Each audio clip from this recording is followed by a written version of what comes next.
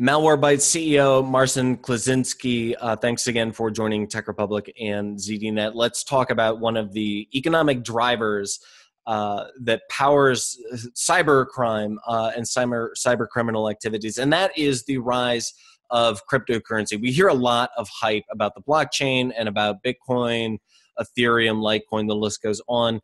But the fact that cryptocurrency can be acquired and traded pseudo-anonymously, if not entirely anonymously, has put it at the center of cyber criminal activity. So can you tell me a little bit about the relationship between cryptocurrency and cybercrime? Sure. First and foremost, I'm a big fan of cryptocurrency. I think this wonderful technology, public ledger, gets us unhooked from all the banks. It is a wonderful technology, but it is the primary reason crimes like ransomware have proliferated over the last couple of years. So I think there's the pros and the cons of this cryptocurrency, and I think we've just scratched the surface of what is actually possible. A lot of these new crimes are enabled by this type of being anonymous on the internet, as we've seen in the past, and now for financial gains. So I think we're just scratching the surface of what is possible with cryptocurrency and cybercrime.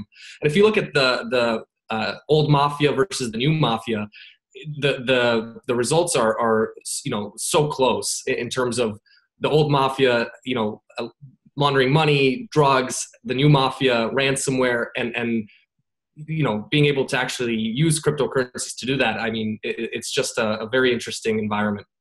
So let's talk about the anonymity behind cryptocurrency. Some is more than others. Not all crypto is built the same. Help us understand the differences between, say, Bitcoin and a more anonymous form of currency. Are these really anonymous, and what are the dangers of getting caught if you're thinking about executing a cybercrime and using Bitcoin?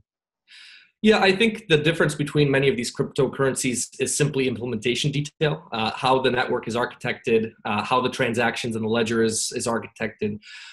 There is a good degree of being anonymous, basically, on using these cryptocurrencies. That being said, if you buy Bitcoin through an ATM that's in a public space, I mean, there are cameras around, and that makes you less anonymous. So many of these criminals use online services to acquire, to trade these cryptocurrencies, and why they're able to remain anonymous on the internet. But I think it's a matter of time before government intervention gets it to be a little less anonymous than it is today or has been in the past. All right, so last question for you. I'm a big fan of Public Enemy, and a wise man once said, don't believe the hype. Where are we with cryptocurrency? Do we believe the hype, or should we remain skeptical? I think we're at the peak of the hype, and I'm a big fan, as I said, and I'm an investor in a couple of coins and very minimal investor, but I do think we're at the peak of the hype for now. We will see. I mean, Bitcoin has become less of a currency and more of as people say, a value asset. You hold it, you don't really use it.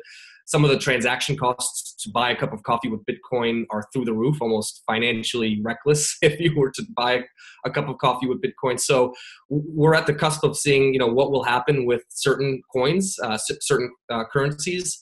There's been already evolutions of Bitcoin into more stable currencies, and I think we're at the peak in some of these hype cycles. So we'll see what happens, but I do think that there will be a drop before there's an increase.